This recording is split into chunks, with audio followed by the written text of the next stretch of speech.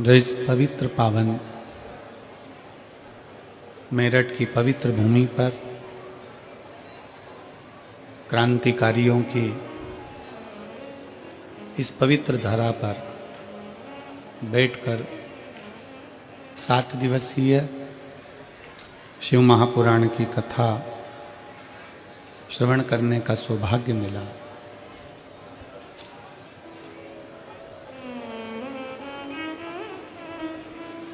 कथा के मुख्य आयोजन के रूप में श्री केदारेश्वर सेवा समिति मेरठ,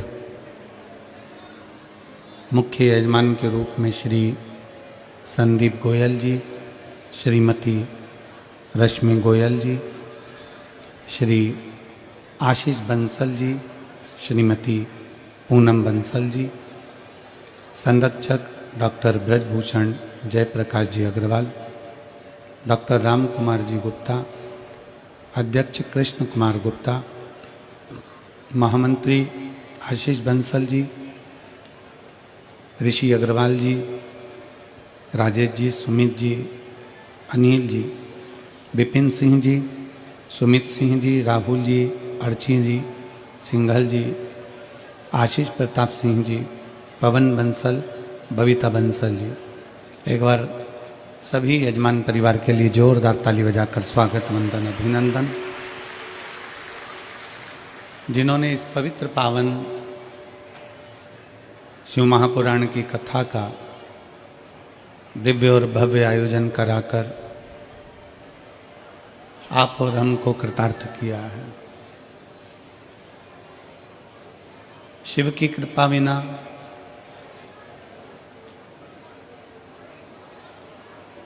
एक क्षण भी हम कहीं जा नहीं सकते। शंकर की कृपा होती है, शिव की करुणा होती है, तब कहीं आप और हम भगवान शंकर के शिवालय तक, भगवान शिव की कथा तक पहुंच पाते हैं। और अगर मेरठ की क्रांतिकारियों की ये पवित्र धरा पर बिलकेश्वर महादेव की, ओगढ़नाथ जी की पवित्र भूमि पर आप और हम अगर कथा को श्रवण करने के लिए बैठे हैं तो ये मान कर चलें कि कहीं ना कहीं भगवान शंकर, ओगढ़नाथ, मेरे शिव आपका हाथ पकड़कर आपको आपकी मंजिल तक भेजना चाहते हैं, इसलिए शिव पुराण तक पहुंचा दिया।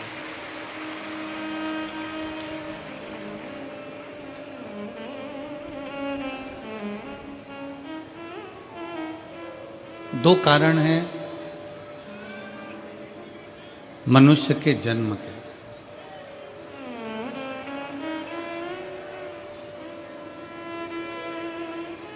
मानव जन्म लेने के दो कारण हैं। पहला है हमारे पूर्व के कर्मों का हमें भोग भोगना है।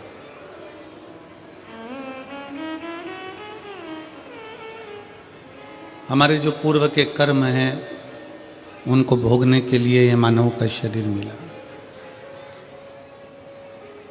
और दूसरे नंबर पर है कि फिर वापिस मृत्यु लोक में हमारा जन्म ना हो। हाँ, अगर आप में से कोई चाहता है, मेरठ का कोई व्यक्ति सोचे कि मेरे को तो वापिस जन्म लेना है, तो बात दूसरी है। अपनी अपनी चॉइस से है, तो आपके मन की दशा है।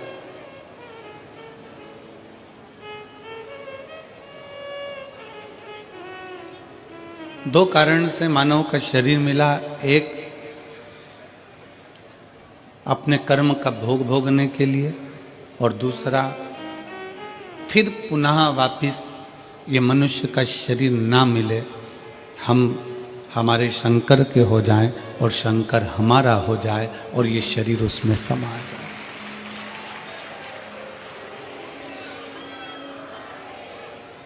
भारत की भूमि के कई संत ऐसे हुए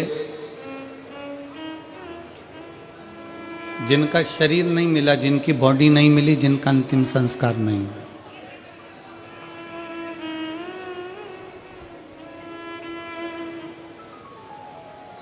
भारत की भूमि के कई संत ऐसे हुए जिनका शरीर नहीं मिला, जिनका अंतिम संस्कार नहीं हुआ, जिनकी बॉडी नहीं मिली। पहले नंबर पर है रामकृष्ण परमहंस जी,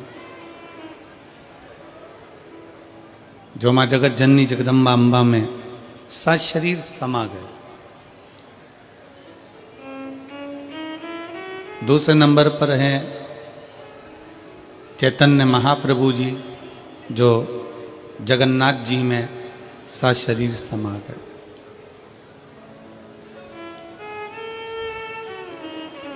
तीसरे नंबर पर है संत तुकाराम जी, जो सशरीर हरि विठ्ठल में समा गए। और चौथे नंबर पर है मीराबाई, जो द्वारकाधीश में सशरीर समा गई, जिनकी बॉडी नहीं मिली, जिनका अंतिम संस्कार नहीं।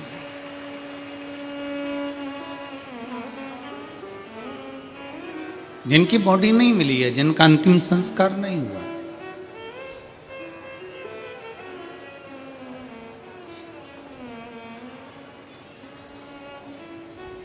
जिनकी ना बॉडी मिली, न अंतिम संस्कार हुआ, आए थे संसार सागर में अपना भगवत भजन करने के लिए, और वह भगवत भजन कर कर अपने अपने धाम को चले।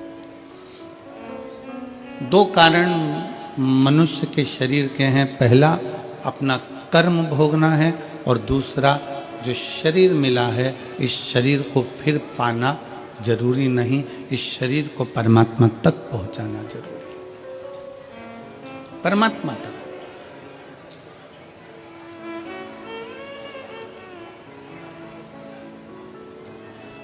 आज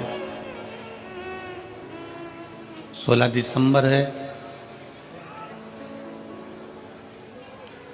आद्रा का नक्षत्र है।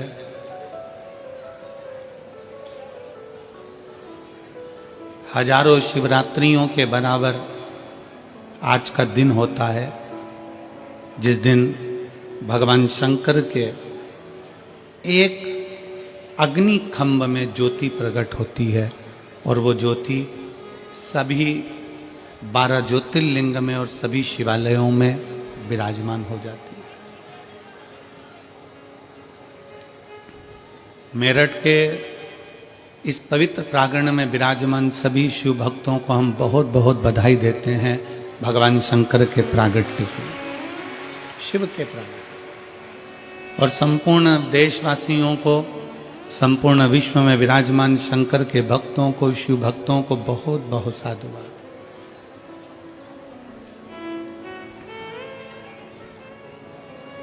सभी शिव भक्तों के लिए बहुत साधुवाद।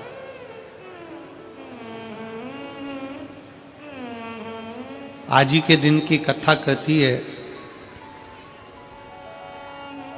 कि जिंदगी में अगर कोई रोग लग गया है, जिंदगी में अगर कोई तकलीफ आ गई है, जिंदगी में अगर कोई दुख आकर खड़ा हो गया है, कोई शरीर में ऐसा रोग आ गया कि डॉक्टर भी इलाज कर रहे हैं पर दवाई भी शरीर को नहीं लग रही,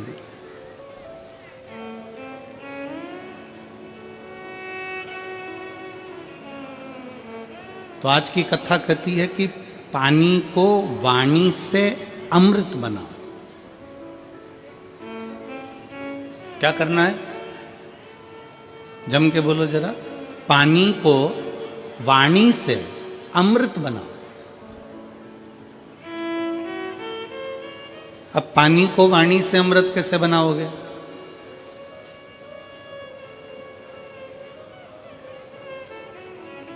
और ऐसा कोई व्यक्ति नहीं है यहां पर बैठा हुआ जो पानी से, वाणी के माध्यम से पानी को अमृत ना बना।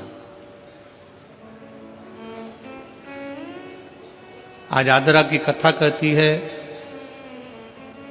भगवान शंकर का पवित्र चरित्र कहता है, शिव महापुराण का पावन चरित्र कहता है, शिव तत्व कहता है कि अगर रोग बहुत भारी है, तकलीफ बहुत भारी है, शरीर में दवाइयाँ भी अगर असर नहीं कर रही है, तो एक पात्र में जल लिया जाता है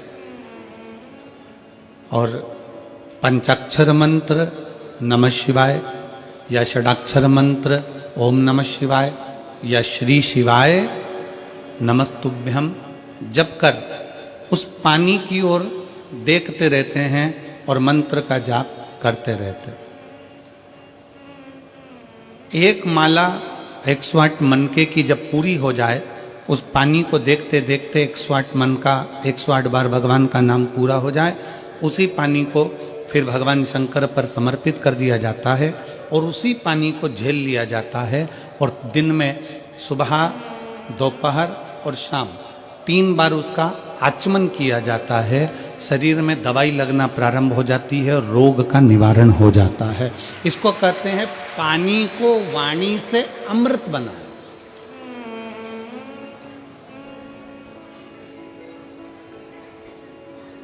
इसको पानी से वाणी को एक पत्र है। अब देखिए, पानी से वाणी को अमृत बनाने का ये पत्र आपके और हमारे बीच में। मेरा नाम पूनम, पति का नाम संजय कुमार है। मैं रोहता है कि रोहता रोड बाईपास शाहपुर जैनपुर मेरठ की निवासी हूँ। कहीं बैठी हो तो हाथ हिला सकती हैं। अगर कहीं बैठी हो तो हाथ हिला सकती हैं। मेरा नाम पूनम, पति का नाम संजय कुमार है। आप पत्र को एलईडी पर पढ़ सकते हो। मैं रोहता रोड बाईपास शाहपुरा जैनपुर मेरठ की निवासी हूँ। कहीं बैठे हो तो हाथ हिला सकते हैं। मेरा बेटे का जब से जन्म हुआ है वह बीमार रहने लगा। इतने साल तक वह लगातार बीमार रहा। ना उसने बोलना शुरू किया और ना ही उसके शरीर में कोई भी ग्रोथ हुआ। मैंने बहुत डॉक्टरों का इलाज कराया, बस जांच भी कराई। जांच में आया कि इस बच्चे की दिमाग की ग्रोथ नहीं हुई है और ना ही होगी। यह बच्चा कमज़ोर ही रहेगा। गुरुजी, हमारी टेंशन बहुत बढ़ गई कि एक ही तो भगवान ने मुझे बेटा दिया और वह भी बीमार रहने लगा। इलाज कराते कराते 2 साल 4 साल भी पूरे हो गए, पर मेरे बेटे में कोई भी बदलाव नहीं दिखा। ना वो बोलता, ना वो शरीर के माध्यम से चलता। डॉक्टर को बताते, सभी जगह हम लेकर जाते। फिर गुरुजी, एक आंटी ने हमें बताया कि तुम इतना इलाज करा रही हो, एक बार मेरे कहने से शिवजी पर जल चढ़ाओ और जल अपने बेटे को पिलाओ। आस्था चैनल पर कथा आती है, सियोरवाला महाराज प्रदीप मिश्रा कथा करता, उसे सुनो, जो उपाय बताए उसको करने का प्रयास करो। विश्वास को मजबूत बना लेना। बस इतना याद रखो कि अपने भरोसे को, विश्वास को पूर्ण करो। शिवजी पर जल चढ़ाना शुरू किया। शंकर पर जल चढ़ाना, पानी को वाणी से अमृत बनाइए। शिव तत्व का नाम लेकर श्री शिवाय नमस्तुभ्यम कहकर शिवलिंग पर जल चढ़ाती और वही जल लाकर अपने बच्चे को पिलाना प्रारंभ करा। 5 साल तक मेरा बेटा ना बोला, ना उसका दिमाग काम करा, ना चलने फिरने में आश्रित रहा। पर बाबा ने ऐसी कृपा कर दी कि पशुपतिनाथ का व्रत किया, बेटे को लाकर जल देना चालू करा। 6वां वर्ष चालू हुआ और बाबा की कृपा से अब मेरे बेटे ने धीरे धीरे सभी कुछ बोलना प्रारंभ कर दिया। आज गुरुजी, मेरा बेटा स्कूल भी जाता है, ट्यूशन भी जाता है, सब कुछ बोलता भी लगा है और उसके दिमाग का भी ग्रोथ शुरू हो गया है। उसका स्वास्थ्य भी पूरी तरह से ठीक है। अब मेरा बच्चा, किसी डॉक्टर को भी अब दवाई की जरूरत नहीं है, वह बिल्कुल ठीक है। गुरुजी, आपने समस्त समाज को, शिव भक्तों को अलग जगाई। तो ये शिव भक्ति, पानी को वाणी के माध्यम से अमृत बनाना। अगर कहीं बैठे हों तो एक बेलपत्र लेने के लिए आ सकते हैं, और बच्चा आया हो साथ में तो उसको भी ला सकते हैं। पानी को वाणी से अमृत बनाइए। सबसे सुंदर तरीका, सबसे सरल तरीका। और ये आपको भी बोलना है कि आप अमृत कैसे बना सकते हो। बीमारी है, तकलीफ है, बच्चा चिड़चिड़ा हो गया, माइंड काम नहीं कर रहा है, शरीर में रोग बढ़ते चले जा रहा है, कटोरी में जल ले लो, पात्र में जल ले लो और पंचाक्षर मंत्र नमः शिवाय या षडाक्षर मंत्र ओम नमः शिवाय या श्री शिवाय नमस्तुभ्यम, जितनी देर आप जप करें उतनी देर तक उस जल पर आपकी दृष्टि पड़ना चाहिए, उस जल पर आपकी दृष्टि पड़े। जितनी देर तक आप जप रहे हैं, श्री शिवाय नमस्तुभ्यम कर रहे हैं, उतनी देर तक जल पर आपकी दृष्टि पड़े और फिर वही जल भगवान शंकर को समर्पित करें और वो जल लाकर सुबह दोपहर शाम 3 बार उसका पान करें। 3 बार क्यों?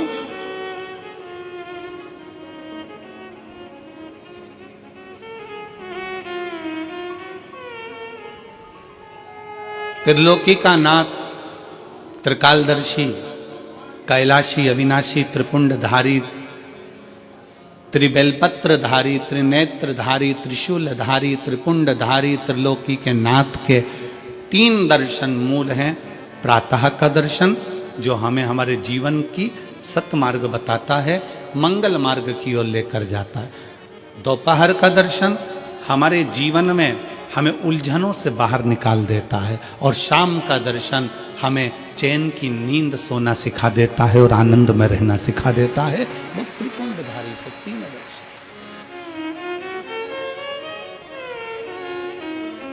वो कहते हैं ना कि गरीब तो इतना हूं, गरीब तो इतना हूं कि एक गधा भी नहीं खरीद सकता। गरीब तो इतना हूं कि एक गधा भी नहीं खरीद सकता और अमीर तो इतना हूं कि रात को शंकर के भरोसे घोड़े बेच कर सोता हूं। शंकर के भरोसे घोड़े बेच कर सोता हूं। गरीब इतना है कि गधा भी न खरीद पावे और अमीर इतना है कि जब सोता है चैन की नींद मेरे शंकर के भरोसे होकर घोड़े बेच कर सोता है। ऐसे घुर्राटे भर कर सोता है जैसे इतना बड़ा काम करके आया है, सारी जमीन जायदाद का सौदा कर कर आया, 4 फैक्ट्री का मालिक है, 8-10 दुकान चल रही है और मालूम पड़े सवेरे उठता है फिर अपने काम में लग जाता है। बस समझ लो जिंदगी का सबसे सुखी व्यक्ति वही है जिसके कमरे में नींद की गोली नहीं है।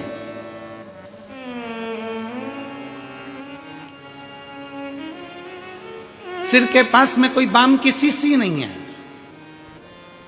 विक्स नहीं है, सोने से पहले कोई टेबलेट लेना नहीं पड़ रही है। वो दुनिया का सबसे सुखी व्यक्ति है। प्रथम सुख निरोगी काया, सबसे बड़ा सुख है निरोगी काया। शिव महापुराण की कथा कहती है एक मृत्यु वो होती है जो अटल मृत्यु होती है, जिसमें व्यक्ति मर जाता है, चले जाता है।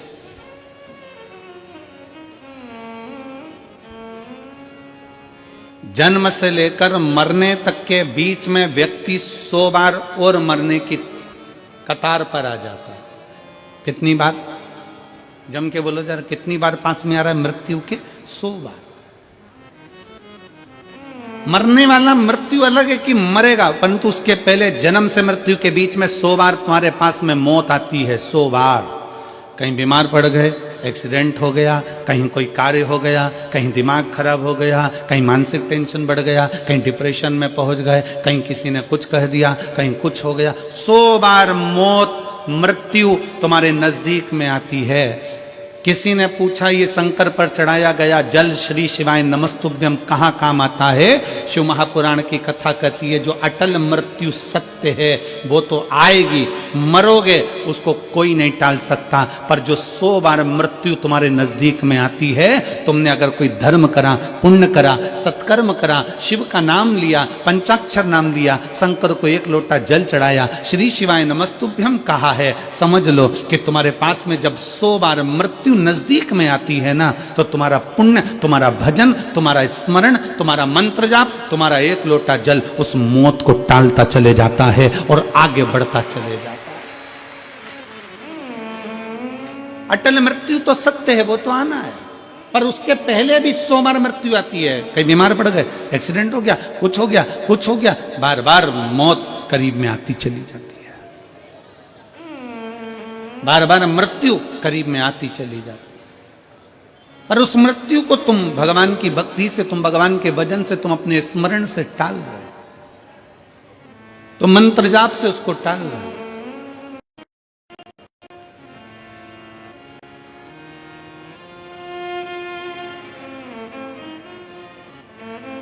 एक ऊर्जा अपने भीतर उत्पन्न करिए, एक बल अपने भीतर उत्पन्न करिए। मेरठ की यह पवित्र भूमि इतनी ऊर्जावान भूमि है कि यहां सनातनियों को जगाने का काम भी इस मेरठ की भूमि से क्रांतिकारियों को जगाने का किया गया था। ये मेरठ की वो पवित्र भूमि।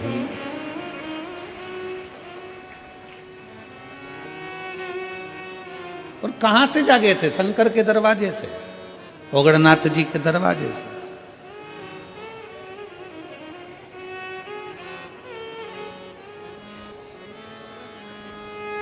अपने आप को हमें जागृत करना है,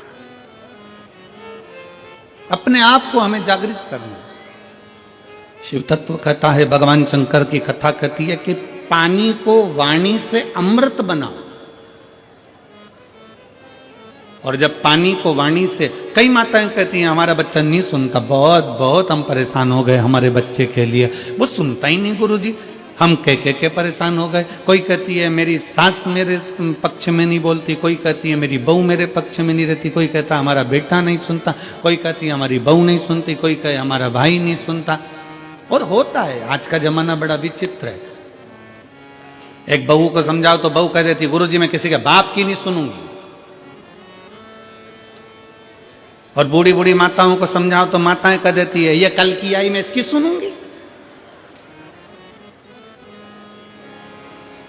पिताजी को समझाओ तो वो कह देता है हमारी औलाद की सुन के चलेंगे, जाओ उधर।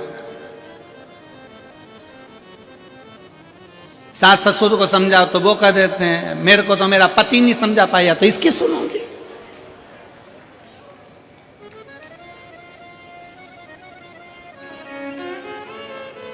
कोई किसी के सुनने को तैयार नहीं है। कौन सुनेगा? सीओर वाला गुरुजी कौन सुनेगा? घर में तुम रह रहे हो, परिवार में तुम रह रहे हो, कुटुंब में तुम रह रहे हो, सबके साथ तुम रह रहे हो, तो सुनना भी तुमको पड़ेगा। बस इतना अंदाजा लगाओ कि कोई किसी को ना सुनो, पानी को वाणी से अमृत बनाओ, अमृत बनाकर शंकर को चढ़ाकर वही जल लाकर मटके में हंडे में डाल दो, सब पिएंगे, अपने आप उनके भी भीतर निर्मलता का भाव जागृत हो जाएगा, शिव तत्व आ जाएगा।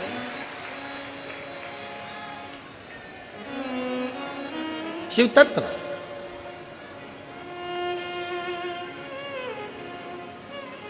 सीहोर का रुद्राक्ष है आप लोगों के पास में? कौन कौन लेकर आए हो? जरा हाथ उठाओ तो जरा, सबके पास में रखो रखो रखो। कुबेरेश्वर धाम का रुद्राक्ष क्या करता है? उसका एक ही काम है, पानी को अमृत बनाने का प्रयास करता है। काशी में रिसर्च चला कि ऐसा रुद्राक्ष में क्या है जिसको तांबे के कलश में गलाया गया और शंकर जी पे चढ़ाया गया और उस पानी को पिया तो उससे बल उत्पन्न हो गया, बीपी, शुगर, थायराइड जैसी बीमारियां ठीक होने लगी। क्या है ऐसा?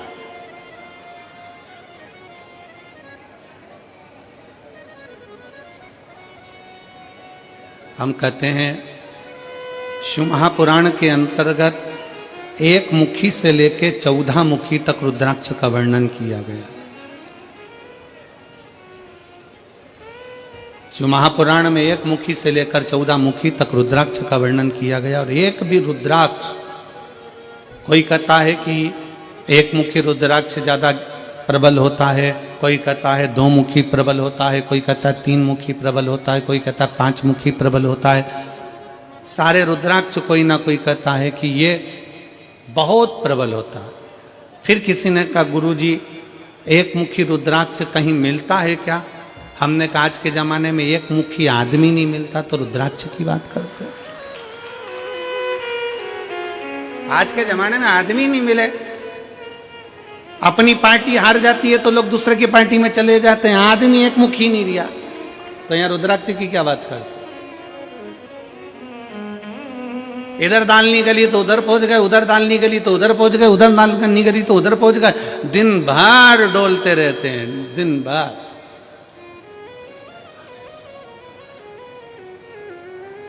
फिर किसी ने पूछा गुरुजी रुद्राक्ष कौन सा असर करेगा, कौन सा रुद्राक्ष असर करेगा? हम कौन सा रुद्राक्ष पहने जो हमारे शरीर पर असर करे? कौन सा रुद्राक्ष हमें पहनना चाहिए कि हमारे शरीर पर असर करे? हम निवेदन करेंगे रुद्राक्ष पहनो मत पहनो, पर मीठी वाणी का रुद्राक्ष अपनी जिह्वा पर रख लो, वो इतना असर करेगा कि सबको अपना बना ले, सबको अपना। वाणी ऐसी बोलिए जो मन का, जम के बोलो जरा, वाणी ऐसी बोलिए जो मन का आपा खोए। पर आज के जमाने में वाणी ऐसी बोलिए जो जम के झगड़ा होए, पर उससे मत बोलिए जो तुमसे तगड़ा होए। आज के जमाने में सबसे मूल है आपकी वाणी। वाणी की श्रेष्ठता हो तो समझ लो कि पूरी दुनिया तुम्हारी है, और वाणी की श्रेष्ठता नहीं तो दुनिया तुम्हारी अपने भी है। एक सास के पास में अंगूठी भी है, एक सास के पास में चेन भी है, एक सास के पास में जेवर भी है, एक सास के पास में दुनिया की प्रॉपर्टी भी है, एक ससुर जी के पास में सब कुछ है। सास ससुर के पास में प्रॉपर्टी है, जमीन है, बंगला है, गाड़ी है, पैसा है, धेला है, सब कुछ है। और मान लो उसकी वाणी अच्छी नहीं हो तो घर में 4 बेटे 5 बेटे 3 बहुएं 4 बहुएं 5 बहुएं, कोई उसका होगा? जम के बोलो जरा, नहीं।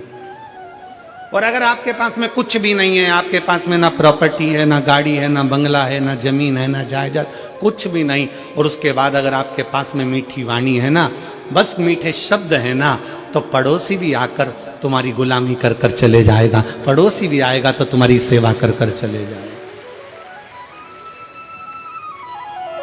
बुढ़ापे का परम आभूषण है, बुढ़ापे का परम आभूषण है आपकी मीठी वाणी। बुढ़ापे का परम आभूषण है आपके मीठे शब्द।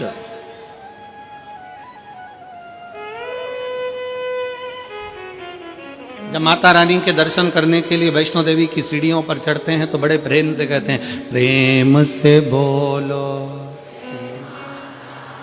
सारे बोलो, मैं नहीं सुनिया मीठी वाणी, प्रेम से बोलो। हम क्यों कह रहे हैं कि प्रेम से बोलो? माता जी के पास जा रहे हो, अपनी माँ के पास जा रहे हो, माता रानी के पास जा रहे हो, इसलिए का प्रेम से बोलो। अब वैष्णो देवी से मिलने जा रहे हो तो वहां चिल्ला चिल्ला कर करे प्रेम से बोलो। अब जरा विचार करो, अपनी सास से मिलने जाओ तो प्रेम से बोलो। अंगूठी मिलेगी, चाबी मिलेगी, प्रॉपर्टी मिलेगी, मैं नहीं सुनिया। मैं नहीं सुनिया मतलब सास कहेगी मैं नहीं सुनिया। तुम्हें प्रेम से बोलना है, तुम्हें मीठा बोलना है, तुम्हें अच्छा बोलना है। और जब तुम माता रानी के दर्शन करने जाते हो तो प्रेम से बोलते हो, जगत जननी ज्वाला माँ का दर्शन करने जाते हो तो प्रेम से बोलते हो, मनसा देवी का दर्शन करने जाते हो तो प्रेम से बोलते हो, तारा माँ का दर्शन करने जाते हो तो प्रेम से बोलते हो। बस वही प्रेम जो तुमने माता रानी के चरणों में दिया है, वही प्रेम जो तुम जगत जननी के चरणों में देते हो, वही प्रेम अपने घर के बूढ़े माँ बाप के चरणों में देना है। पूरी प्रॉपर्टी तुम्हारी है, पूरी जायदाद तुम्हारी। प्रेम से बोलो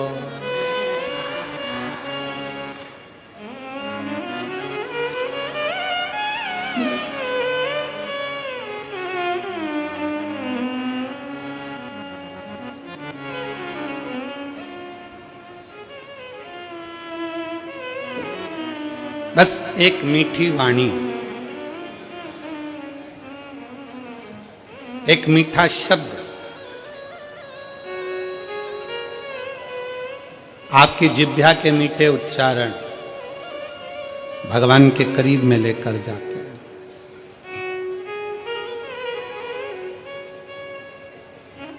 पानी को वाणी से अमृत बनाना सीखो। लोग कहते हैं गुरुजी कौन सा रुद्राक्ष, ठीक है। शिव महापुराण में 1 मुखी से लेकर 14 मुखी तक रुद्राक्ष का वर्णन है। स्कंद पुराण के अंतर्गत 1 मुखी से लेकर 21 मुखी तक रुद्राक्ष का वर्णन है। लिंग पुराण में रुद्राक्ष की महत्वता है। ये रुद्राक्ष कौन सा हमारे लिए अच्छा होगा, कौन सा रुद्राक्ष पहनना चाहिए, कौन सा रुद्राक्ष धारण करना चाहिए, शिव महापुराण की कथा कहती है जो भी रुद्राक्ष उत्पन्न हुआ वो भगवान के नेत्र अश्रु से उत्पन्न हुआ।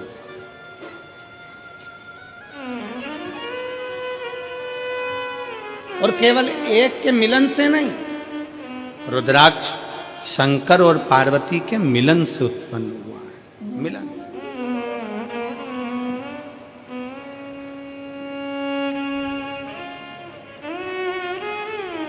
मेरे ओघड़नाथ, मेरे भोलेनाथ, मेरे शंकर, मेरे त्रिकालदर्शी, कैलाशी, अविनाशी। एलईडियां चालू करवाइए पीछे की एलईडी, पीछे की एलईडियां चालू करवाइए। मेरे ओघड़नाथ, मेरे त्रिकालदर्शी, मेरे कैलाशी, मेरे अविनाशी, मेरे शिव। बैठ जाओ, हो रही है, बैठ जाओ, हो रही है। मेरे शंकर, मेरे ओघड़दानी, मेरे त्रिकालदर्शी, मेरे कैलाशी, मेरे अविनाशी, मेरे शंकर बैठे थे और बड़े आनंद में विराजमान थे। तभी मां जगत जननी भगवान शंकर के पास में आती हैं और उनके नेत्रों को अपने हाथों से बंद कर लेती हैं।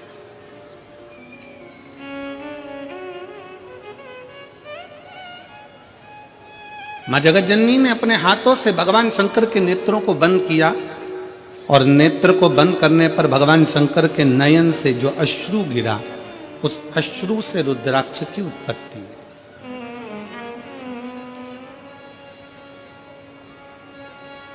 अब यहां पर यह वर्णन नहीं आया कि अश्रु से 1 मुखी रुद्राक्ष हुआ, कि अश्रु से 2 मुखी रुद्राक्ष हुआ, कि अश्रु से 3 मुखी रुद्राक्ष हुआ, कि 4 मुखी हुआ, कि 14 मुखी हुआ, कि 21 मुखी हुआ।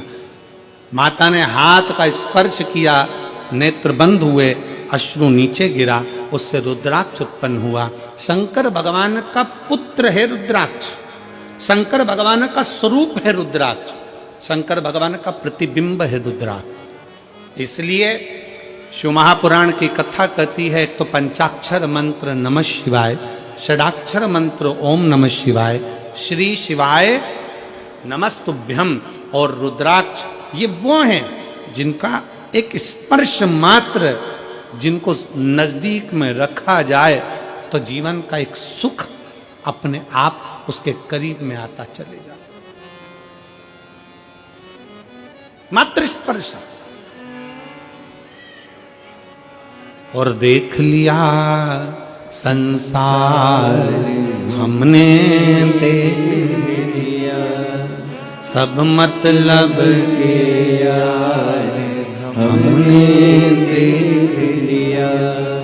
झूठे नाते झूठे रिश्ते, झूठे नाते झूठे रिश्ते, अरे झूठा है संसार हमने देख लिया, सब मतलब के यार हमने देख लिया। शिव महापुराण की कथा कहती है कि रुद्राक्ष कोई सा भी हो, 1 मुखी हो, 14 मुखी हो, 21 मुखी हो, 15 मुखी हो, 11 मुखी हो, 10 मुखी हो, 5 मुखी हो, 4 मुखी हो, पर इतना याद रखना, कोई सा भी रुद्राक्ष हो, अगर आपके गले में पड़ा हुआ है, अगर वो रुद्राक्ष आपके गले में है चाहे स्त्री हो, चाहे पुरुष हो, चाहे बेटी हो, चाहे बेटा हो, अगर उसके गले में रुद्राक्ष पड़ा हुआ है तो किसी दुनिया के व्यक्ति की सामर्थ्यता नहीं है कि वो आपको धोखा दे दे और आपसे छल कर कर चले जाए।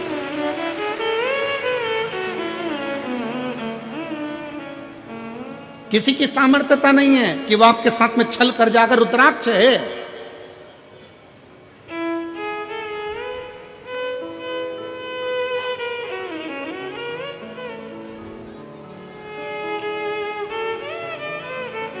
और प्रयास करो,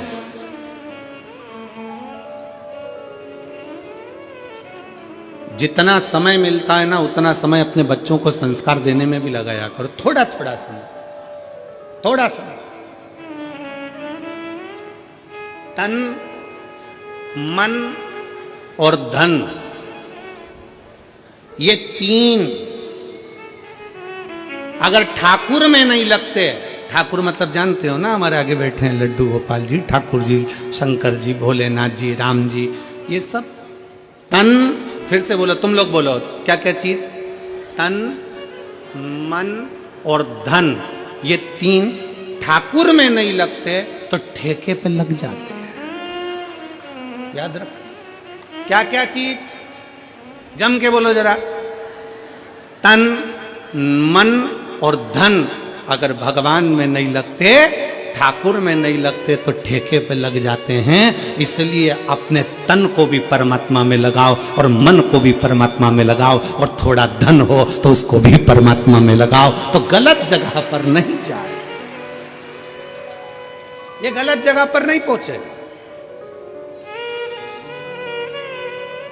और याद रखना, अगर घर के बच्चे तुम्हारे गलत संगति में जा रहे हैं, कहीं ठेके तक पहुंच रहे हैं, मदिरा की दुकान तक पहुंच रहे हैं, गलत व्यसन तक पहुंच रहे हैं, समझ लेना कि कहीं ना कहीं हमारी चूक हो रही है।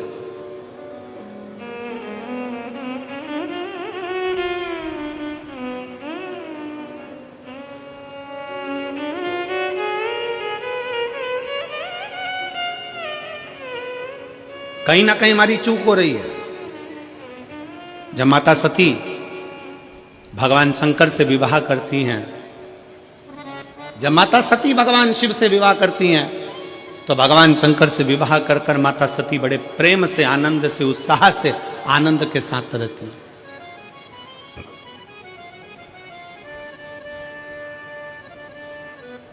बड़ी उमंगता में माता सती रहती हैं, बड़ी उमंगता में।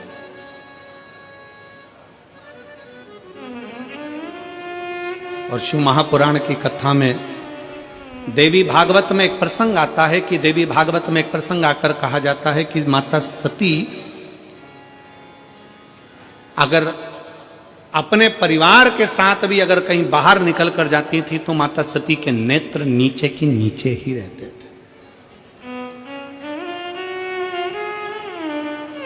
माता सती के नेत्र नीचे रहते थे।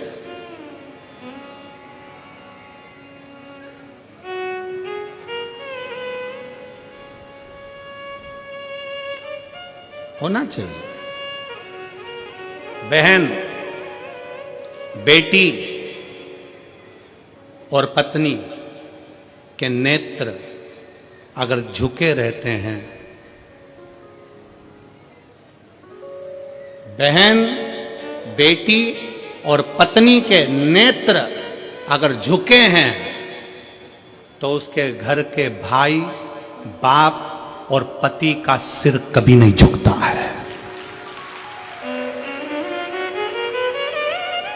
अगर बहन, बेटी और मां, पत्नी के नेत्र झुके हुए हैं, बाजार में निकल कर जा रहे हो, सभा में जा रहे हो, आपके नेत्र अगर झुके हुए हैं, बहन के नेत्र नीचे हैं, बेटी का नेत्र नीचे है, पत्नी का नेत्र नीचे है, तो उस घर के भाई को, उस घर के पिता को और उस घर के पति को कभी माथा नीचा नहीं करना पड़ता, छाती तान कर चलता है। उसको मालूम है मेरी बहन है, उसको मालूम है मेरी बेटी है, उसको मालूम है मेरा परिवार है, आ जाओ, उसको मालूम है कि ये मेरे अपने हैं।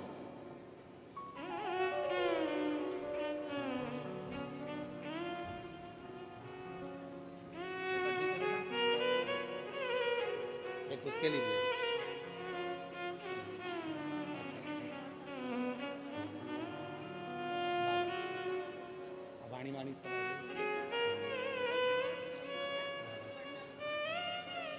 दीदी बोल रही हैं 5 साल तक कुछ नहीं बोला और ना उसका माइंड काम करा ना शरीर, पर बाबा की कृपा से अब बच्चा बोलने भी लगा, स्कूल जाने लगा, ट्यूशन जाने लगा और पढ़ने लगा और बहुत अच्छा हो गया। यही शिव कृपा। हर हर शिव तत्व की प्राप्ति। नेत्र झुके रहे। और फिर निवेदन है इस व्यासपीठ के माध्यम से, आपकी दृष्टि अगर रहे तो श्रेष्ठ रहे। दृष्टि में भेद नहीं होना चाहिए, नयनों में भेद नहीं होना चाहिए।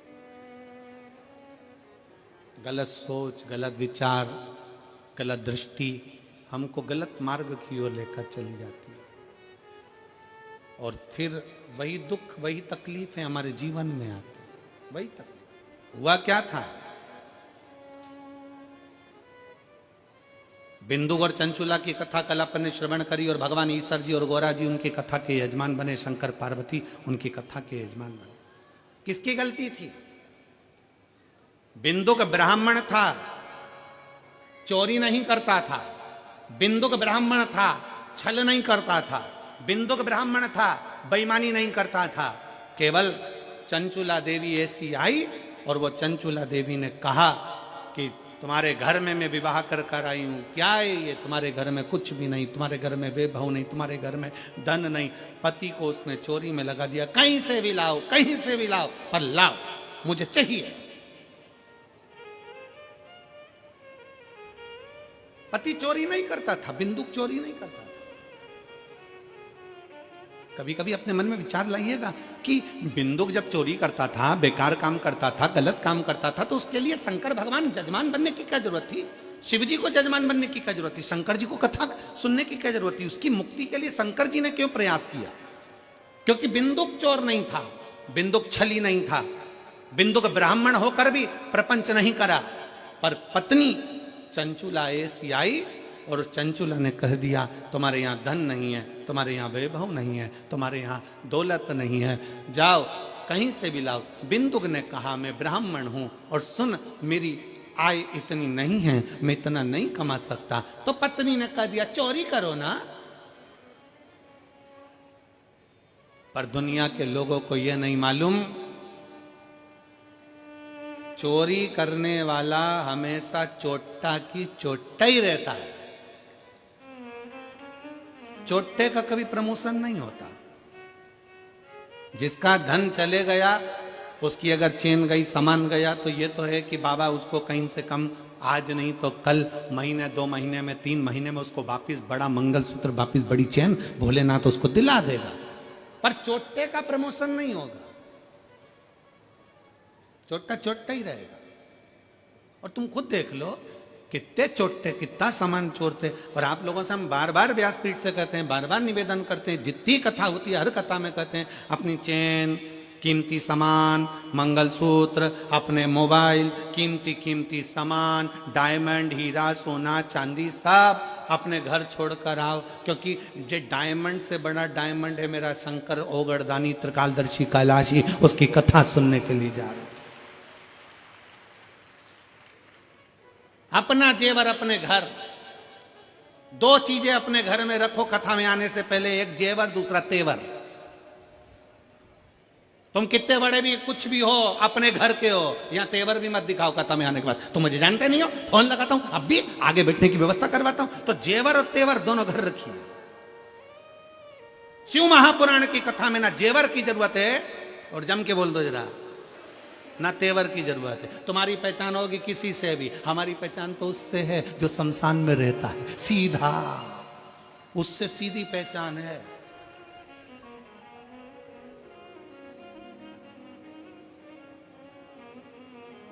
तो दोनों चीजें अपने घर पर रखो, एक जेवर भी और एक तेवर भी। शिव महापुराण में आओ ना तो दोनों चीजें छोड़कर आओ। कितने भी सेठ हो, कितने भी पैसे वाले, कितने भी करोड़पति, कितने भी अरबपति, कितने भी धनपति, अपनी जगह पर हो गए। शंकर जी के पास जो भी जाता है ना वो एक जैसा। शमशान में कोई तुम्हारे यहाँ मेरठ में भले ऐसा होता होगा कि मरने वाले को डनलफ के गद्दे पे ले जाते होंगे, हमारे यहाँ नहीं ले जाते, हमारे यहाँ तो वही 4 बांस,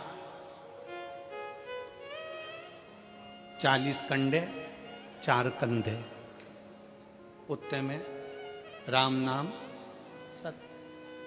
सफेद और लाल कपड़ा ओढ़ा दिया, ले गए। कितना भी सेठ हो, कितना भी करोड़पति हो, कितना भी धनपति हो, कितना भी वैभवपति हो, चाहे दुनिया का कंगाल से कंगाल व्यक्ति हो, पर शंकर भगवान के दरवाजे पर शमशान में जब पहुंचेगा उसकी शान सम होगी, इसलिए उसका नाम शमशान है। वहां सबका लेवल बराबर है, कोई बड़ा नहीं, कोई छोटा नहीं, अपने घर कर हो गए तो छोड़िए अब अपने घर पर। जितने जितने लोग कथा सुनने के लिए मेरठ में आए, या रायपुर जब कथा रहे, रायपुर में कथा रहेगी 24 तारीख से 30 तारीख तक। रायपुर में पुराना धमतरी रोड, सेज बाहर, रायपुर। कथा का समय रहेगा 2 बजे से 5 बजे तक, रायपुर छत्तीसगढ़ की कथा का। 24 दिसंबर से 30 दिसंबर तक कथा चलेगी, जिसके आयोजक रहेंगे कमल जी देवांगन। तो हम तो उनसे भी कहेंगे, जो भी कथा सुनने आए अपना जेवर अपना तेवर अपने घर छोड़ कर आओ। यहाँ तो बाबा क्यों किया, हम तो बाबा के भरोसे चलते हैं, हम तो बाबा के भरोसे चलते हैं। ये दुनिया वाले जलते हैं, ये दुनिया वाले जलते हैं, भोले बाबा के भरोसे चलते हैं, शंभू बाबा के भरोसे चलते हैं। तो शिव महापुराण की कथा कर रही है, भगवान शंकर का चरित्र कर रहा है। कुछ आभूषण, आभूषण है मेरा शंकर, कोई आभूषण नहीं है, आभूषण मेरा शिव है, मेरा शंकर ओघड़दानी, त्रिकालदर्शी, कैलाशी, अविनाशी। नेत्र बंद करे माने, रुद्राक्ष प्रकट हुआ। रुद्राक्ष कोई साधारण नहीं, रुद्राक्ष शिव का एक अंश स्वरूप है, अंश स्वरूप।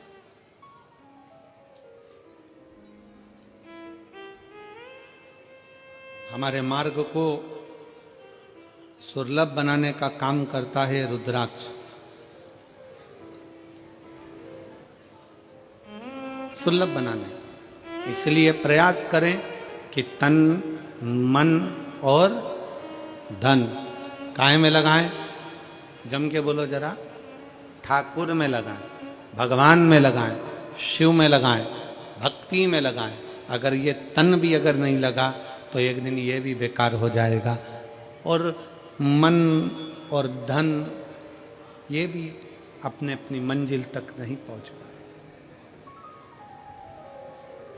इसको श्रेष्ठता की जगह रखा।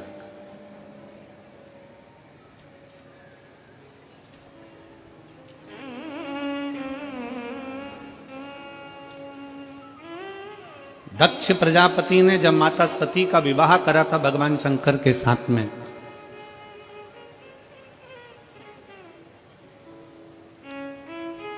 दक्ष प्रजापति ने जब माता सती का विवाह भगवान शिव के साथ करा था, तो शास्त्र कहता है कि दहेजा में इतना अंबारियां दी गई, इतना वैभव दिया गया, इतना धन दिया गया, इतनी संपदा दी गई दहेजा में, इतना इतना सामान दिया गया दहेजा में। सती माता देख रही थी कि मेरे पिता ने हीरा पन्ना, दक्ष प्रजापति हैं, दक्षों के राजा हैं, इतना इतना आभूषण, इतना इतना धन, इतना इतना वैभव, इतना इतना पूंजी माता सती की विवाह में दिया गया, इतना वैभव दिया गया।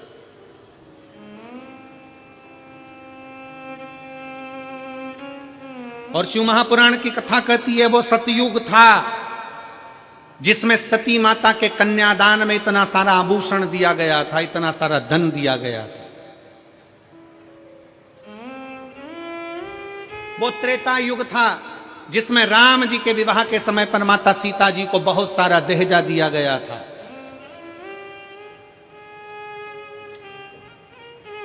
वो द्वापर होगा जिसमें भगवान कृष्ण के मंगल विवाह में दहेज दिया गया होगा। परशु महापुराण की कथा कहती है ये कलयुग चल रहा है, इस कलयुग में अगर बेटी को कन्यादान में कुछ देना है तो अच्छी शिक्षा बेटी को देकर भेजिए, उससे बढ़कर कन्यादान कुछ नहीं। बेटी को अच्छी शिक्षा देकर भेजिए, बेटी को अच्छा विद्वान बनाकर भेजिए, उच्च शिक्षा, अच्छा अध्ययन कराइए, अच्छे कॉलेज में, अच्छे स्कूल में बच्चों को पढ़ाइए। अपनी बेटी को अच्छा पढ़ाकर अच्छी विद्वत्ता देकर भेजिए, क्योंकि बेटी के जीवन में पेट्रोल पंप देखा, गाड़ी देखी, बंगला देखा और मालूम पड़े कि लड़का कहीं गलत विचारों से जुड़ा हुआ मिल गया तो बेटी को रोना नहीं पड़ेगा। अपनी मेहनत खुद करना जानती है, अपना परिश्रम खुद करना जानती है। इसलिए बेटी को कन्यादान में अगर कुछ देना चाहते हो, बेटी को कन्यादान में कुछ प्रदान करना चाहते हो, वो सतयुग था, वो त्रेता था, वो द्वापर था, पर कलयुग का सबसे बड़ा कन्यादान अगर कुछ है तो एक माँ बाप अपनी बेटी को अच्छा पढ़ाएं, अच्छा विद्याध्ययन कराएं, उसको काबिल बनाएं और उस पद तक पहुंचाएं कि तुम्हारी बेटी जिस दिन तुमसे मिलने के लिए आए तो खुश होकर कहे, पापा आज मेरा प्रमोशन हो गया, आज मैंने फिर एक कंपनी में आगे बढ़कर नौकरी करी है, पापा आज मुझे सम्मान मिला है, पापा आज मैंने ये किया है। बेटी की प्रतिष्ठा, बेटी का कन्यादान, धन, ये गोदरेज की अलमारी हो, फ्रिज हो, कूलर हो, वॉशिंग मशीन हो, ये लैपटॉप हो, इससे बेटी का कन्यादान नहीं है। बेटी का कन्यादान है उसकी उच्च शिक्षा।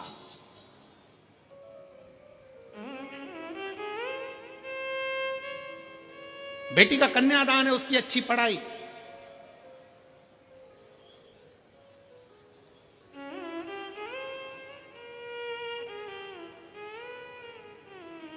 बहुत बड़े बड़े सम्मेलन होते हैं, बहुत बड़े बड़े आयोजन होते हैं, जिसमें बहुत सारा सम्मेलन में भी दहेज दिया जाता है। वहां इतने लोगों का ब्याह, अलमारी दी, ये दी, वो दी, ये दिया, वो दिया। शिव महापुराण की कथा कहती है ये तो सब पुराना डिजाइन है।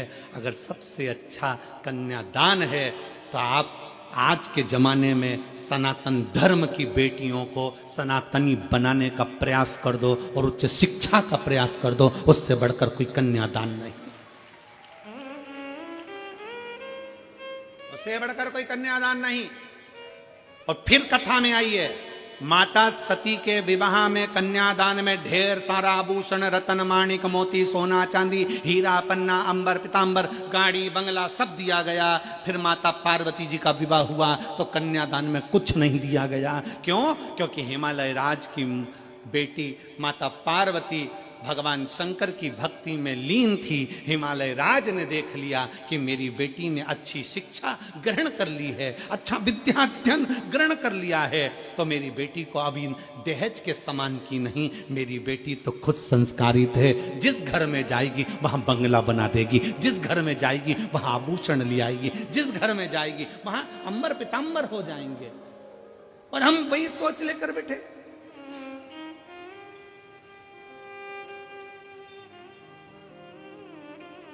लड़का जन्म लेता है और घर के लोग जब ब्याह करने का समय आता है तो लड़के के माँ बाप भी सोचने में पड़ जाते हैं, लड़की के बाप के पास में इतना सामान है, ऐसा लगता है देगा, वो तो देगा, वो तो देगा, वो तो देगा, वो तो देगा, वो तो देगा, वो तो देगा, अंगूठी तो देगा, चेन तो देगा, घड़ी तो देगा।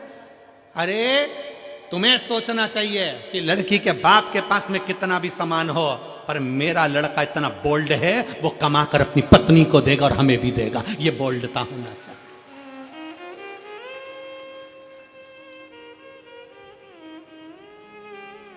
पर हम सोच हमारी लेकर बैठे हैं। इस कलिकाल में रहने के बाद भी हमारी सोच हम छोटी सी लेकर बैठे हैं। शंकर भगवान माता पार्वती जी के साथ ब्याह करे, हिमालय राज ने हाथ जोड़कर पूछ लिया, मैं हिमालय राज हूं, हिमालयों का राजा हूं, बताओ शंकर भगवान तुम्हारे कन्यादान में पार्वती जी के क्या क्या दिया जाए। ये सारा महल, सारा नगर, सारी दौलत, सारी संपदा तुम्हारी है भोलेनाथ, क्योंकि तुम मेरे दामाद हो, तुम मेरे जमाई हो। बताओ तुमको क्या दिया जाए कन्यादान में। पार्वती जी के कन्यादान में क्या दिया जाए। शंकर जी जानते थे मेरा ब्याह सती से हुआ था तो कन्यादान में बहुत मिला था, कन्यादान में बहुत मिला था, पर सती के अंदर अहंकार भी बहुत आ गया था, क्योंकि मेरे पिता ने दिया, मेरे बाप ने दिया, ये मेरा है। और वो सती माता जलकर भस्म हो गई तो शंकर भगवान ने कह दिया कन्यादान में कुछ मत देना, बस पार्वती दे दो, उसमें अगर संस्कार होंगे तो ये दौलत लंकापति रावण को सोने की लंका देने वाला भी अपने लिए महल बना सकता है। क्या करूं कन्यादान का? माता सती को बार बार शंकर भगवान समझाते थे, हे सती अभिमान नहीं करना, हे सती अहंकार मत करना। पर सती कुंभज बाबा के आश्रम में कथा श्रवण करने के लिए गए, माता सती के अंदर अहंकार उत्पन्न हो गया। सती जी को लगा ये कथा वाचने वाला, ये कथा कहने वाला जब मुझको प्रणाम कर रहे हैं, कथा वाचने वाले जब मुझे प्रणाम कर रहे हैं, तो ये तो मेरे आगे फिर छोटे। कथा वाचने वाला जब व्यासपीठ पर बैठता है तो आप सबको नमन करता, प्रणाम करता है। बोलो करता है कि नहीं करता? हम भी आते हैं, आपको प्रणाम करते हैं, नमन करते हैं। क्यों करते हैं? क्योंकि कथा वाचने वाला बड़ा नहीं है, कथा सुनने वाला बड़ा।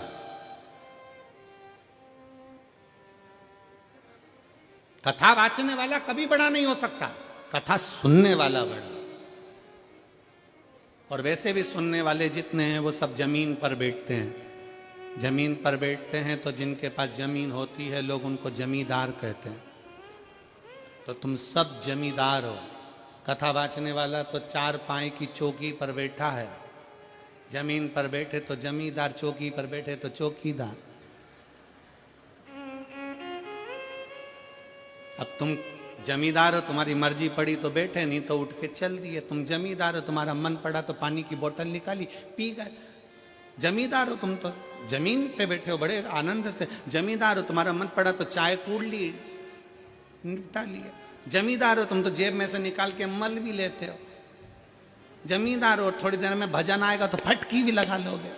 और जैसे ही महाराज जी बोलेंगे हारा, तुम तो जमींदार।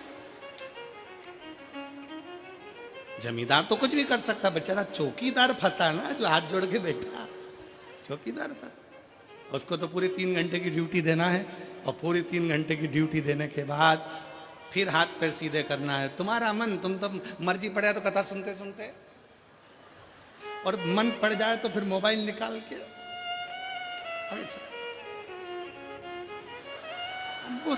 सेल्फी समाओ लेना चाहते। और तो जमींदार हो, जमींदार तो कुछ भी कर सकता। बात तो चौकीदार की अड़ी है, बात चौकीदार की। और आज के जमाने में चौकीदार की बड़ी टेंशन है। पूरा भारत हिला पड़ा चौकीदार के चक्कर में, बड़ी टेंशन चौकीदार।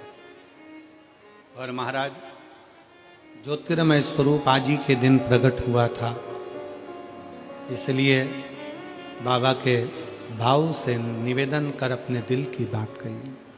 सब साथ में बोलेंगे।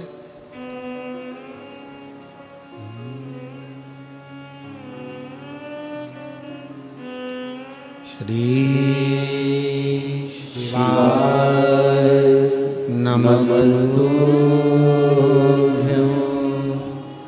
श्री शिवाय नमस्तुभ्यं। श्री शिवाय नमस्तुभ्यं। श्री शिवाय नमस्तुभ्यं। श्री शिवाय नमस्तुभ्यं। भोला सब दुख काटो मारा, भोला सब दुख काटो मारा। शिव शंकर जपूं तेरी माला, भोले बाबा जपूं तेरी माला। भोला सब दुख काटो मारा, ओ भोला सब दुख काटो मारा। वेश है मंगल मंगलकारी, वेश है मंगल मंगलकारी। शमशान निवासी हमारा, शमशान निवासी हमारा, ओ भोला सब दुख काटो हमारा, ओ भोला सब दुख काटो हमारा।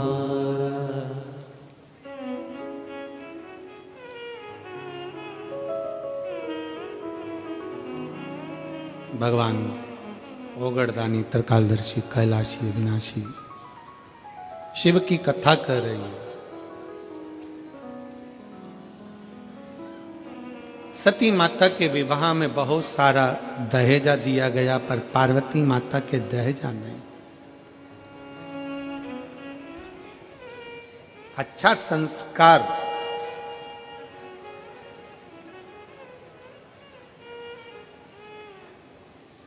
जिस गांव में पानी की कमी होती है वहां की फसल बिगड़ जाती है, और जिस घर में संस्कारों की कमी होती है वहां की नस्ल बिगड़ जाती है। संस्कारों की कमी मत आने दो। हिमालय राज ने माता पार्वती जी को श्रेष्ठ संस्कार दिए, श्रेष्ठ संस्कार होना चाहिए। संस्कार बहुत, हम कल जा रहे थे तो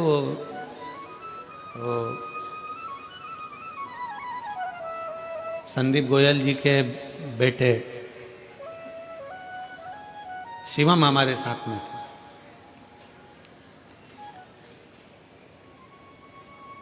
तो हमने शिवम से पूछा, क्यों बाबू कितने भाई हो? कहे गुरुजी दो। एक कारण एक शिवम। हमने कहा ठीक। फिर गाड़ी चलाते चलाते हमने पूछा, दोनों की शादी हो गई? कहा हो। ठीक।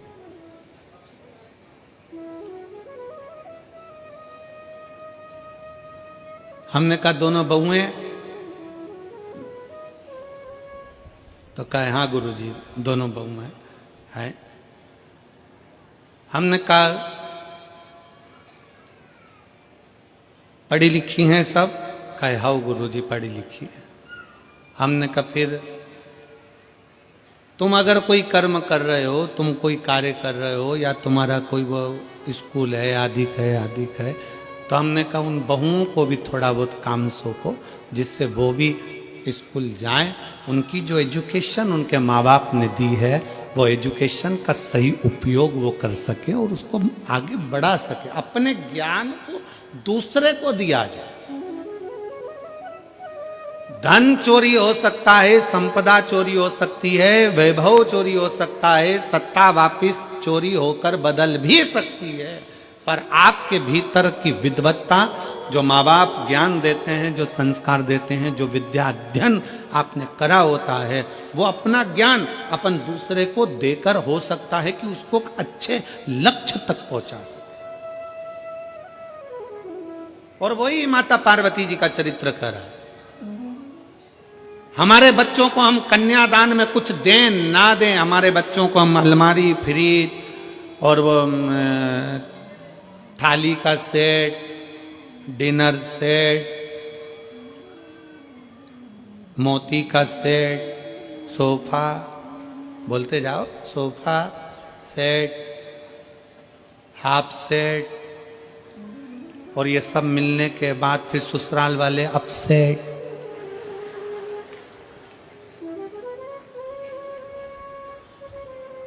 ये सेट देने से अच्छा है अपने बच्चों की विद्या पर ध्यान दिया जाए, शिक्षा पर ध्यान दिया जाए। शिक्षा पर बहुत जरूरी है। मेरे शंकर भगवान की धर्मपत्नी माता पार्वती, शास्त्र कहता है मां ब्रह्मा जी की धर्मपत्नी माता सरस्वती स्वयं सामने आकर खड़ी हो जाती थी, और पार्वती मैया सम्मुख में आकर जब शब्दों का उच्चारण करना प्रारंभ करती थी तो माता सरस्वती भी स्थिर होकर देखती थी।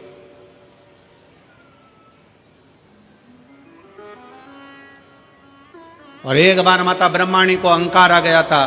ब्रह्मा जी के सम्मुख में ब्रह्माणी ने कह दिया था, सारे स्वर मुझ में समाये हैं, मैं स्वर की देवी हूं। सारे स्वर मुझ में समाये हैं, मैं स्वर की देवी हूं, सब कुछ मुझ में भरा हुआ है, मैं ज्ञान की देवी हूं। तब माता पार्वती जी ने सरस्वती को बिठाकर कहा था, सरस्वती ऐसे शब्द कभी ना बोलिए, अहंकार के शब्द अपने भीतर ना आना चाहिए। तब सरस्वती माता भरी सभा में जब विराजमान थी और सभा के अंतर्गत जब स्वरों का ज्ञान प्रारंभ हुआ था, तब माता सरस्वती को फिर अभिमत्ता का भाव उत्पन्न हो गया था। तब देव अधिदेव महादेव ने माता सरस्वती के सम्मुख में जो संगीत का स्वर अपने डमरू की नाद से दिया, वो देते ही माता सरस्वती स्तुब्ध हो गई, चुप हो गई, मौन।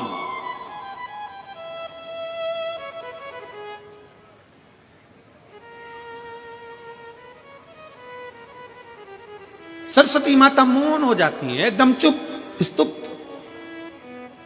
और आज भी मेरे शंकर भगवान को अगर संगीत का कहीं क्रम होता है, नृत्य का कहीं क्रम होता है, तो सबसे ज्यादा किसकी मूर्ति रखाती है? नटराज की।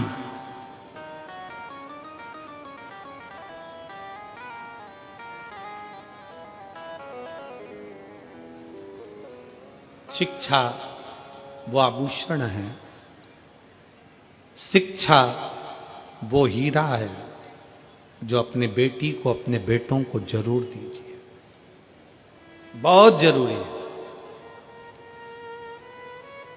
और उस शिक्षा का जब आभूषण आपके बच्चों के अंतर्गत आएगा, तो जैसे अभी कथा में कहा था कि तन मन धन तीनों परमात्मा में लगाओ, ठाकुर में लगाओ, शिव में लगाओ, नहीं तो ये ठेके में चला जाएगा। इसलिए संस्कार अगर अच्छे हैं, शिक्षा अगर अच्छी है, विद्वत्ता अगर अच्छी है, तो निश्चित है हमारे घर के बच्चे कभी भी गलत जगह पर नहीं जाएंगे और वो सत्मार्ग की ओर बढ़ते चले जाएंगे। शिक्षा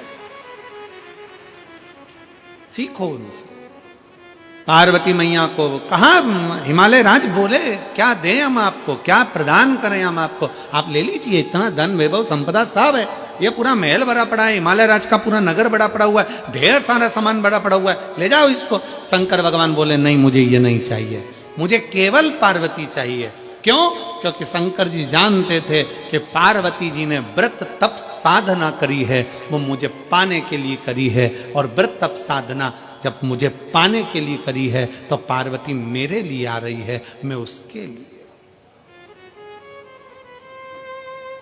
आज के जमाने में तो शादी में कितना दूल्हा दुल्हन के लिए रात भर, अभी शादियों का सीजन चल रहा है, रात को 9 बजे से माताएं ढोलक ले लेके बैठती हैं, लड़के के शादी में खूब गाती हैं, बन्ना जी बन्ना जी बन्ना जी। बोलो गाती कि नहीं गाती?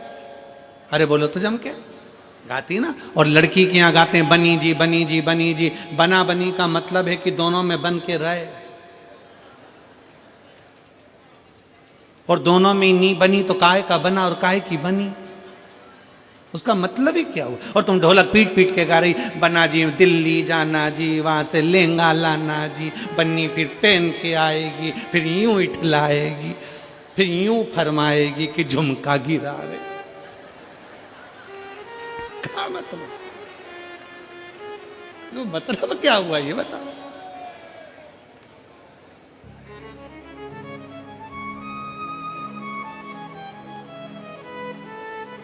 अरे महाराज, शिव तत्व में कहता है भगवान शंकर का सुंदर भाव कहता है, दोनों में बनना चाहिए। शंकर पार्वती का संबंध ही एक ऐसा संबंध है। माता सती बहुत सारा दहेजा लेकर आई थी, खूब सारा सामान लेकर आई थी, क्योंकि सती माता को लगा कि मैं जिस महादेव जी से विवाह कर रही हूँ, शंकर भगवान से विवाह कर रही हूँ, सती माता को लगा कि उनके घर में कुछ नहीं है, मैं सब सामान लेकर जाऊं। पर सती मैया सामान तो ले गई, सामान के साथ में माता सती अपने पिता दक्ष प्रजापति का थोड़ा सा अहंकार भी ले गई, अभिमान भी ले गई। और कभी अभिमान लेकर मत चलो, कभी भी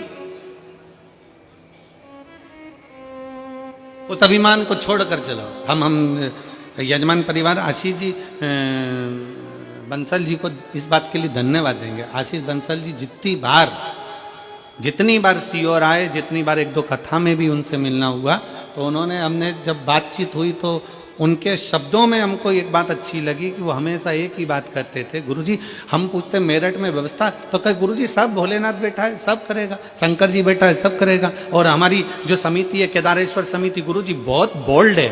उन्होंने ये नहीं कहा कि हम बोल्ड है, उन्होंने ये नहीं कहा कि हम जजमान कर लें या ये कर लें, उन्होंने कहा गुरुजी हमारी केदारेश्वर समिति बहुत बोल्ड है, वो सब कर सकती है, आप चिंता ना करें। शंकर का नाम ही उनकी समिति का है, आप चिंता ना करें सब होगा।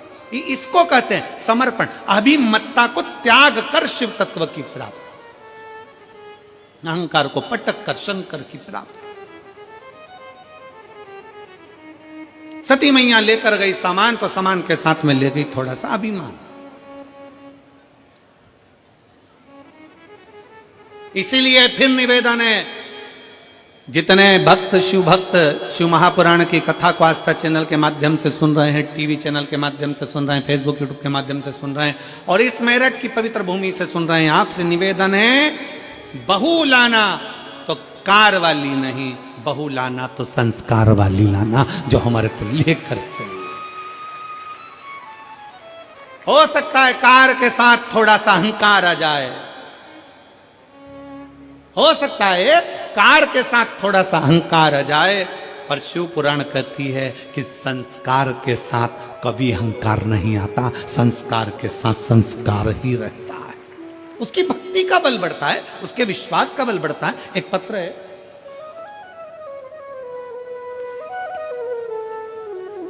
अब बजाऊं कि गाऊं,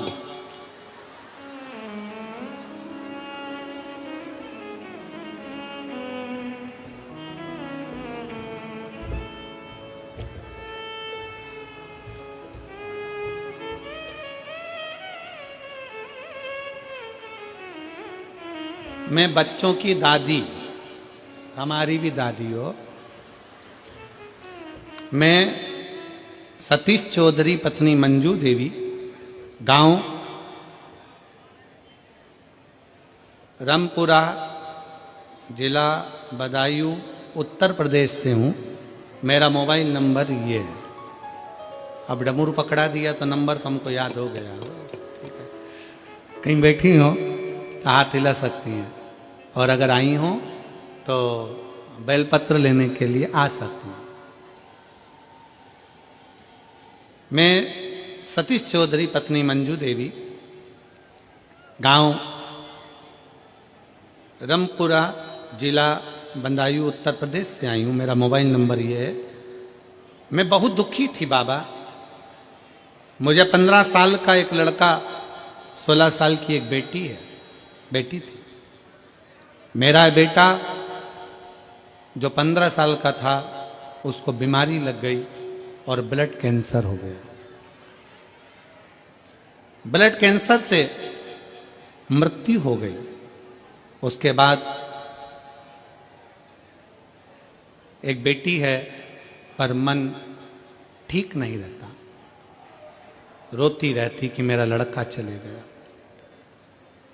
डॉक्टर को दिखाया कि हो सकता है कि मैं फिर वापिस माँ बन जाऊं और मुझे संतान हो जाए। डॉक्टर ने मना कर दिया, पेट में गांठ है तो मैं बच्चा नहीं हो सकता, मां नहीं बन सकती। तब मैंने किसी के कहने पर टीवी पर बाबा की कथा सुनना प्रारंभ करी, और हमें कथा के माध्यम से इतना विश्वास हुआ, मैं रोते रोते मैनपुरी की कथा में पहुंच गई। और मैनपुरी की कथा में जब गई और मैनपुरी के पंडाल में मैंने जाकर कथा सुनी, और बाबा से केवल एक ही प्रार्थना करी कि मेरा गया हुआ बेटा मुझे वापस दे दो। बाबा से प्रार्थना करी, घर आई। डॉक्टर ने तो कह दिया था कि मैं माँ नहीं बन सकती, पर बाबा की कृपा से मेरा गर्भ ठहर गया, और बाबा की करुणा से मेरे घर में एक बेटे ने जन्म ले लिया। मैं बाबा को यहाँ प्रणाम करने के लिए, मैं शिव को नमन करने के लिए, एक विश्वास, एक भरोसा, एक दृढ़ता आपके भीतर है। एक पत्र और है, बड़ा सुंदर पत्र है।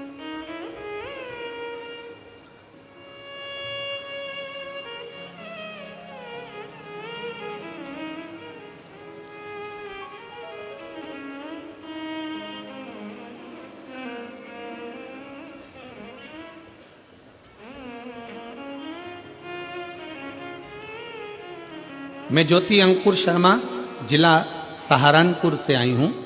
कहीं बैठी हो तो हाथ हिला सकती हैं, अगर कहीं बैठी हो तो हाथ हिला सकती हैं और एक बेलपत्र लेने के लिए आ सकती हैं।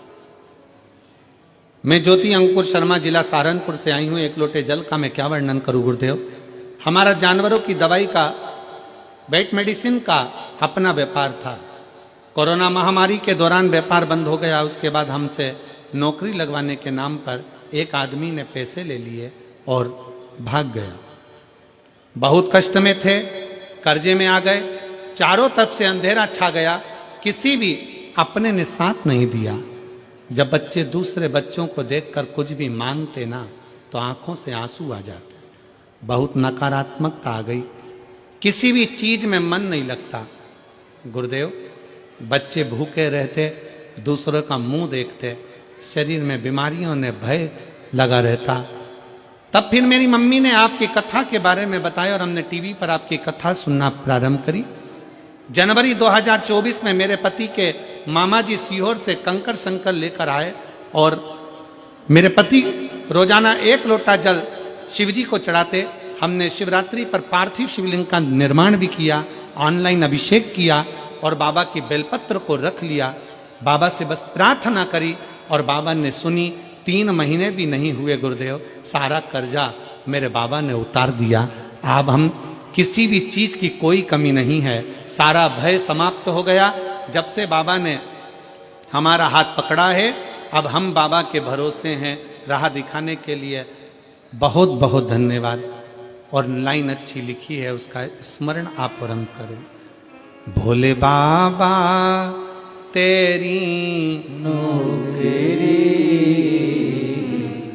सबसे बढ़िया है, सबसे खरी।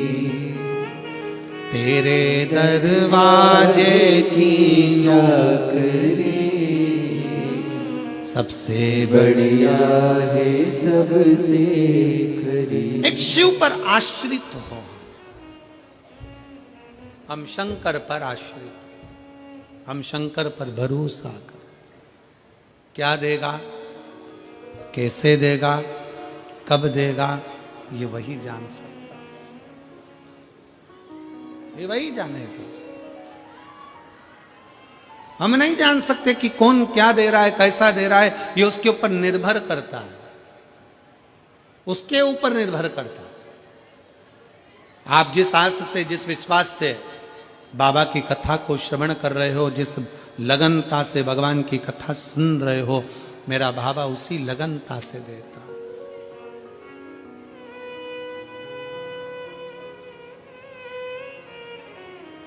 जो जैसी भावना लाया वो वैसा ही फल पाया। जो जैसी भावना लाया वो वैसा ही फल पाया।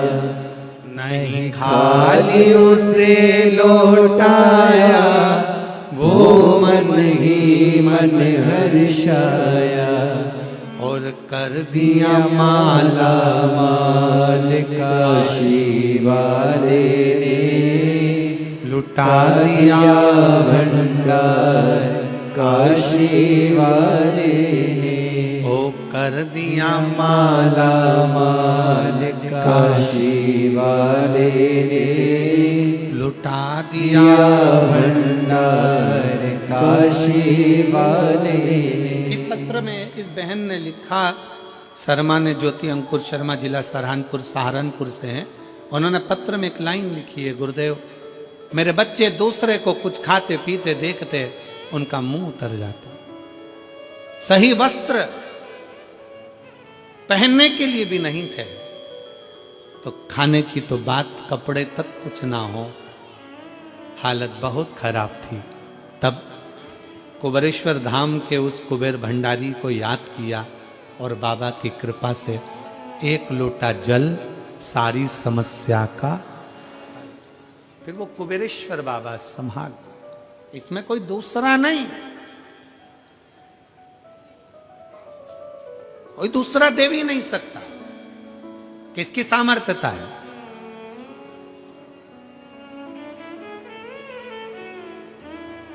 और फिर निवेदन है आप सबसे, शिव महापुराण कथा के माध्यम से एक विनय निवेदन है, किसी को मरने के बाद कंधे पर उठाओ ना उठाओ चलेगा, पर किसी के जीते जी अगर कोई तकलीफ में है तो उसको अपने कंधे का सहारा देकर आगे जरूर बढ़ाओ, जरूर बढ़ाओ। आप उठाएं ना उठाएं, किसी के मरने के बाद आप उसके कंधे पर लें ना लें, पर उसके जीते जी वो तकलीफ में, कष्ट में है, बहुत बहुत तकलीफ में है, प्रयास करो उसको लेकर आगे बढ़ने का प्रयास करो, बढ़ो, प्रयास करो। एक पत्र है,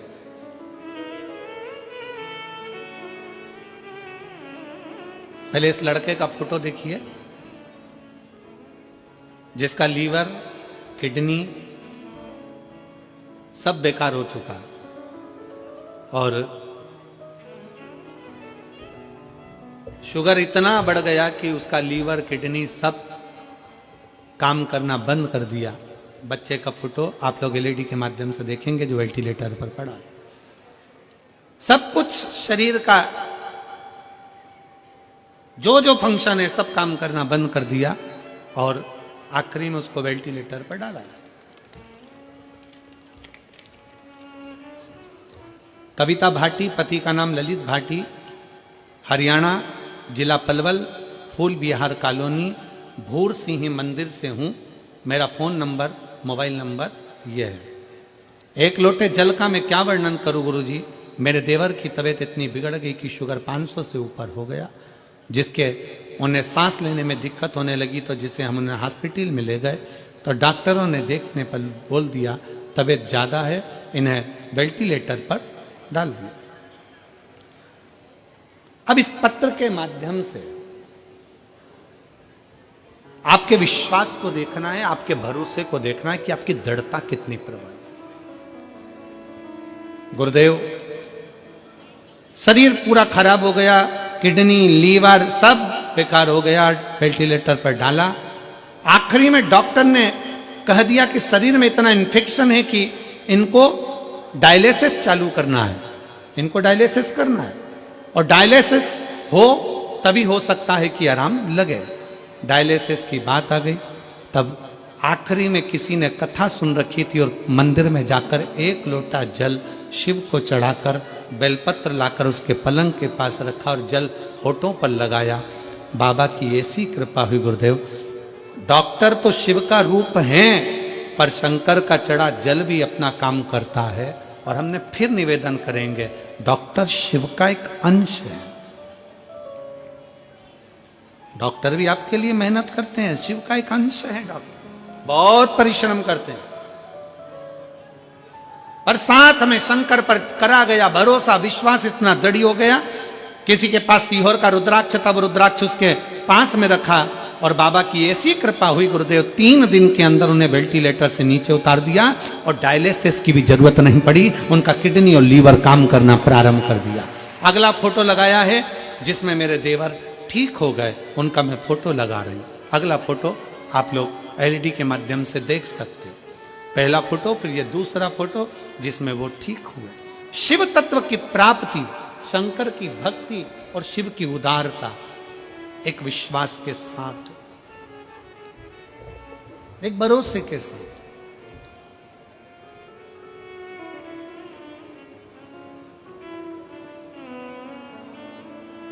जो जैसी भावना वो वैसा ही फल पाया। मैनपुरी की कथा में वो बहन कथा सुनने बैठती है कि मेरा बेटा मुझे वापस मिले। वो देता है, क्यों ना दे।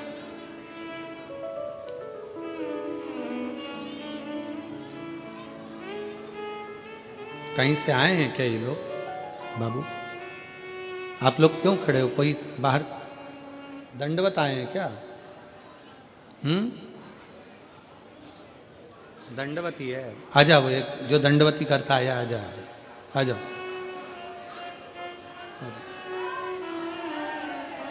शिव तत्व की प्राप्ति का केंद्र बिंदु है शंकर। शिव महापुराण कथा कहती है, भगवान शंकर का चरित्र कहता है, शिव तत्व कहता है। आपका विश्वास।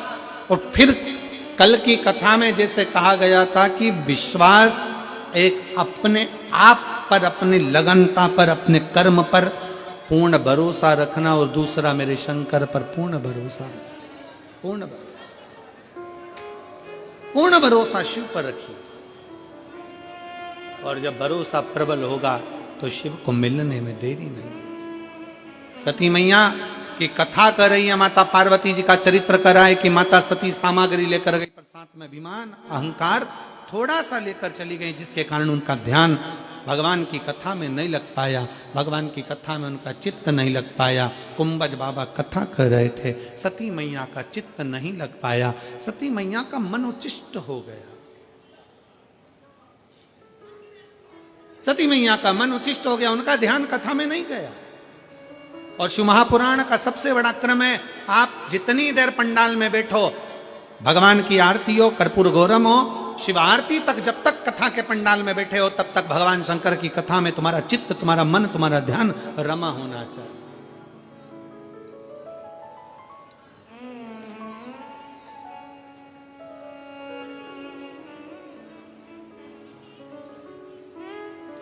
जितनी देर कथा में चित्त लगाओगे, शिव की दृष्टि में तुम खुद स्वयं आओ। कथा कर रही है, समय आया, मां सती पहुंच तो गई थी भगवान शंकर के पास में, निवास भी करा था माता सती ने, पर कभी कभी कोई कोई शब्द ऐसे हो जाते हैं जिन शब्दों में अभिमतता नजर आने लगती है, अहंकार।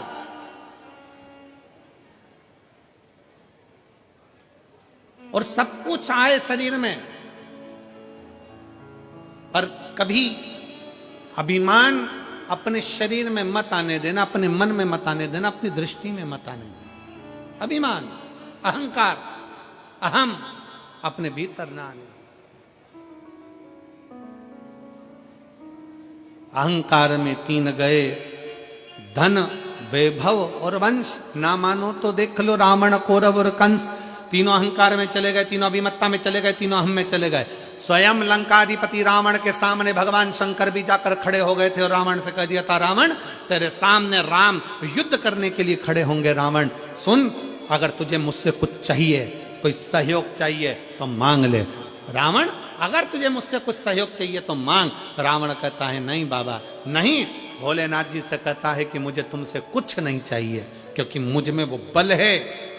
सोने की लंका में रहता हूं, सोने के महल में रहता हूं, सोने के नगर में रहता हूं, और पूरा मेरा जितना परिवार है ये बहुत प्रबल परिवार है।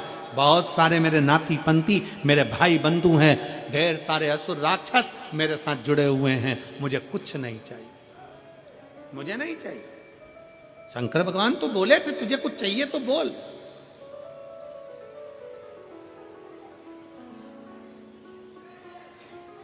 क्या दिया जाए तुमको? तुम युद्ध करने के लिए जाओगे, तुम्हें अगर कुछ चाहिए हो तो बोलो। पर रावण ने कह दिया कि महाराज मुझे अब कुछ नहीं चाहिए, मेरे पास सोने की लंका है, मुझे अब कुछ नहीं चाहिए, मेरे पास में इतना वैभव है, मुझे अब कुछ नहीं चाहिए, मुझे इतना सब कुछ प्राप्त हो गया, मैं करूंगा तो करूंगा, क्या करूं मैं इसका? मुझे नहीं चाहिए, मुझे ये वैभव, मुझे ये धन कुछ नहीं। और ना भगवान शंकर ने कहा वैभव और धन जाने दे, अगर तुझे युद्ध में राम तेरे सामने होंगे, रावण फिर समझ ले कि राम तेरे सम्मुख में होंगे, अगर युद्ध में कुछ चाहिए हो तो बोल।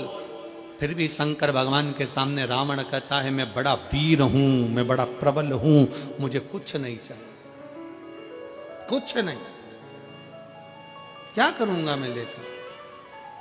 समझाने का कार्य था भगवान शिव का।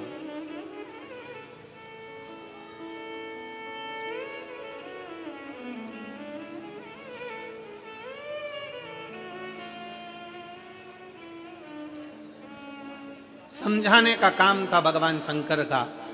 अगर कुछ लगता हो तो ले लीजिए, पर रावण अभिमत्ता में नहीं लिया। आखिरी में भगवान रावण को देने के बाद में फिर भगवान राम जब पार्थिव शिवलिंग का निर्माण कर रहे थे, और पार्थिव शिवलिंग का निर्माण मेरे भगवान राम करते हैं, निर्माण कर कर सम्मुख में प्रकट करते हैं। शंकर भगवान राम जी के सामने भी आकर खड़े हो गए, राम जी के सामने।